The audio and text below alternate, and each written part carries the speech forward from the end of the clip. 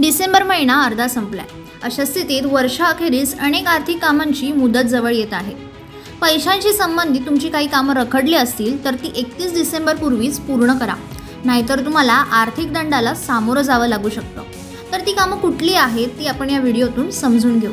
जर तुम्ही मागच्या वर्षभरात UPI ID वापरला नसेल तर तुमचा UPI ID बंद होईल. NPCIने फोनपे, गुगल पे आणि पेटीएम बाबत हा निर्णय घेतलाय. RBIने सर्व बँकांना 30 डिसेंबरपूर्वी बँक लॉकरसाठी नवीन करारावर सही करण्याचे आदेश दिलेत. असं न केल्यास ग्राहकांना अनेक समस्यांना सामोरं जावं लागू शकतं. जर तुम्ही म्युच्युअल फंडमध्ये गुंतवणूक करत असाल तर 31 डिसेंबरच्या आधी तुम्हाला नॉमिनीसाठी व्यक्तीचं नाव डीमॅट खात्याशी जोडणं अनिवार्य आहे, नाहीतर तुमचं डीमॅट अकाउंट बंद होऊ शकतं. Unique identification authority of India म्हणजेच UIDAच्या अधिकृत वेबसाईटनुसार गेल्या 10 वर्षात आधार कार्डची माहिती अपडेट केली नसल्यास ते अपडेट करण्यासाठी तुम्हाला 14 डिसेंबरपर्यंत मोफत सुविधा दिली जाणार आहे. यानंतर मात्र तुम्हाला माहिती अपडेट करण्यासाठी शुल्क भरावं लागू शकतं.